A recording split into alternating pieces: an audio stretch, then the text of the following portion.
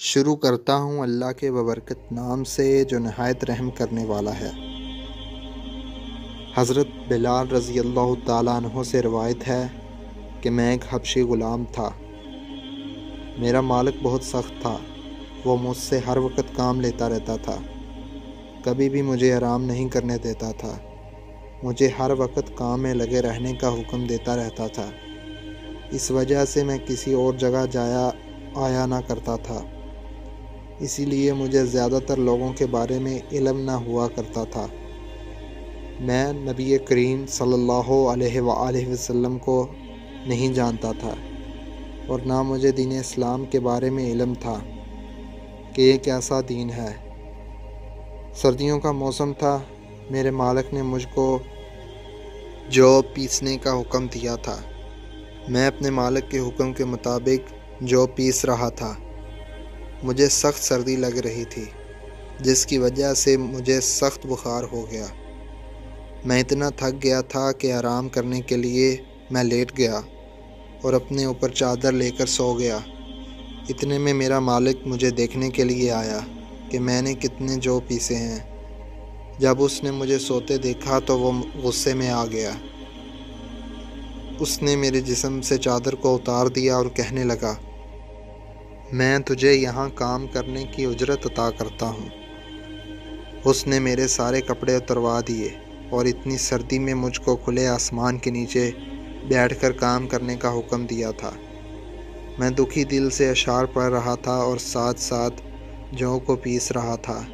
تھوڑی دیر کے بعد دروازے پر کسی نے دستک دی۔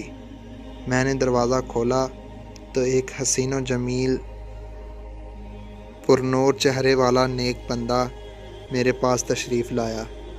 اس بندے نے مجھ سے دریافت کیا، اے نوجوان، کیوں اتنے دکھی ہو رہے ہو؟ میں نے اس بندے کو کہا، آپ کو میرے سے کیا لینا دینا ہے؟ جاؤ اپنے کام سے کام رکھو۔ یہاں ہر روز بہت زیادہ لوگ آتے ہیں، کوئی بھی میری مدد کرنے کے لیے تیار نہیں ہے۔ آپ نے اس حضرت بلال رضی اللہ تعالیٰ عنہ کی بات سنی اور چپ چاپ جانے لگے۔ تو حضرت بلال نے کہا، میں نے کہا تھا کہ یہاں بہت زیادہ انسان آتے ہیں پر مدد کرنے کو کوئی نہیں آتا۔ حضرت بلال رضی اللہ تعالیٰ عنہ سے سخت الفاظ بولے۔ نبی کریم صلی اللہ علیہ وآلہ وسلم اس کے سخت لفظوں کو سن کر چلے گئے۔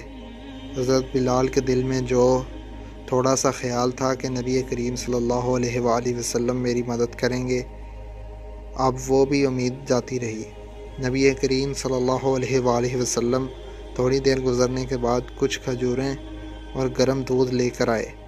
نبی کریم صلی اللہ علیہ وآلہ وسلم نے فرمایا، اے نوجوان، دودھ کے ساتھ کھجوریں کھاؤ اور آرام کرو۔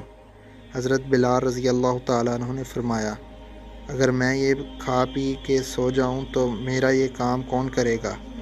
تو میرے مالک تو پہلے ہی میرے سے بہت ناراض ہو گیا ہے۔ نبی کریم صلی اللہ علیہ وآلہ وسلم نے فرمایا، تجھے یہ جو پسے ہوئے چاہیے نا، میں آپ کو یہ جو پیس کر دوں گا۔ حضرت بلال رضی اللہ تعالیٰ عنہ حضرت محمد مصطفیٰ صلی اللہ علیہ وآلہ وسلم کی یہ بات سن کر بہت خوش ہوئے اور دودھ کے ساتھ کھجوریں کھا کر سو گئے۔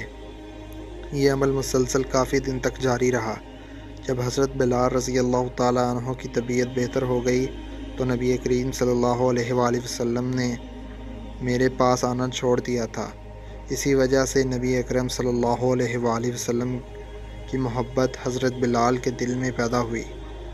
یہ تھا وہ تعارف جس کے بطن سے اس کی لافانی عشق نے جنم لیا کہ آج بھی بلال کو صحابی رسول صلی اللہ علیہ وآلہ وسلم، بعد میں عاشق رسول صلی اللہ علیہ وآلہ وسلم پہلے کہا جاتا ہے۔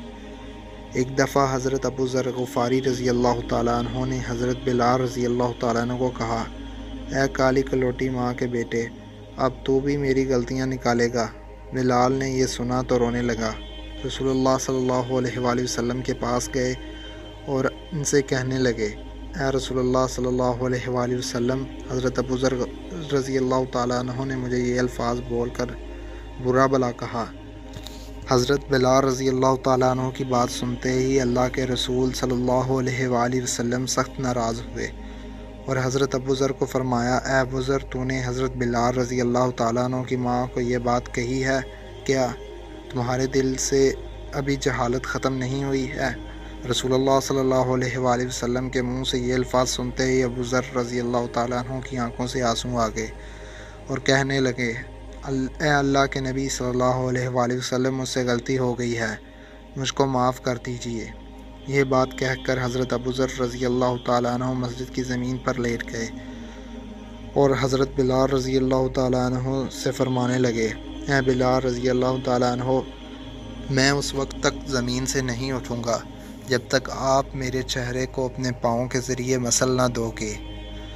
حضرت بلال رضی اللہ تعالیٰ عنہ حضرت ابو ذر رضی اللہ تعالیٰ عنہ کی زبان سے یہ لفظ سنتے ہی رونے لگے اور حضرت ابو ذر کے گلے لگ کر فرمایا، اے حضرت ابو ذر، میں کس طرح اس چہرے مبارک کو رون سکتا ہوں جس کے منہ سے اللہ اور حضرت محمد صلی اللہ علیہ وآلہ وسلم کی حمد و ثنا بیان ہوتی ہے۔